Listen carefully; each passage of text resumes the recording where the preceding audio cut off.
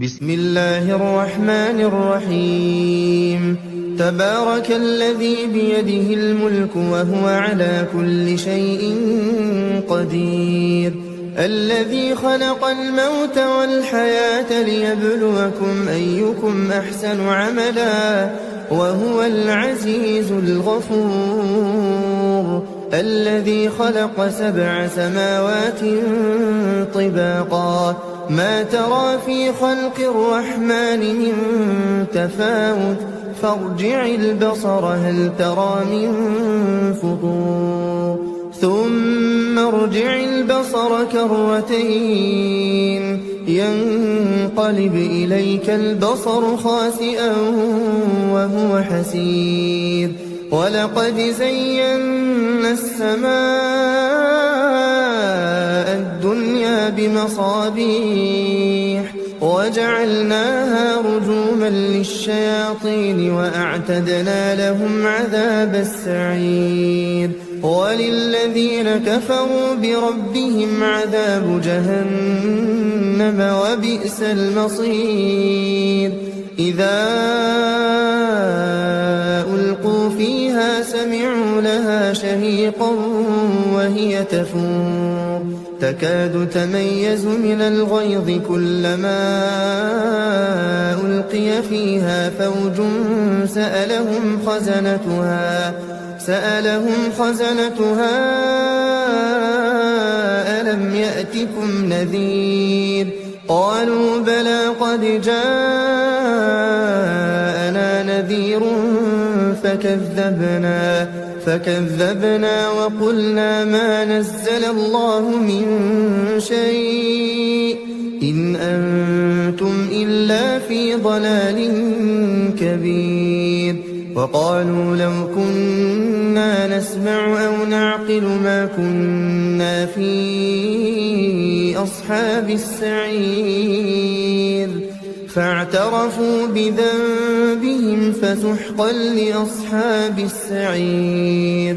إن الذين يخشون ربهم بالغيب لهم مغفرة وأجر كبير. وأسروا قولكم أو اجهروا به إنه عليم بذات الصدور. ألا يعلم من خلق وهو اللطيف الخبير. هو الذي جعل لكم الأرض ذلولا فامشوا في مناكبها وكلوا من رزقه وإليه النشور. أأمنتم من في السماء أن يخسف بكم الأرض فإذا هي تمور أم أمنتم من في السماء أن يرسل عليكم حاصبا فستعلمون كيف نذير. ولقد كذب الذين من قبلهم فكيف كان نكير. أولم يروا إلى الطير فوقهم صافات ويقبضن ما يمسكهن إلا الرحمن إنه بكل شيء بصير. أمن هذا الذي هو جند لكم ينصركم من دون الرحمن إن الكافرون إلا في غرور. أمن هذا الذي يرزقكم إن أمسك رزقه بل لجوا في عتو ونفور. أفمن يمشي مكبا على وجهه أهدى أمن يمشي سويا على صراط مستقيم.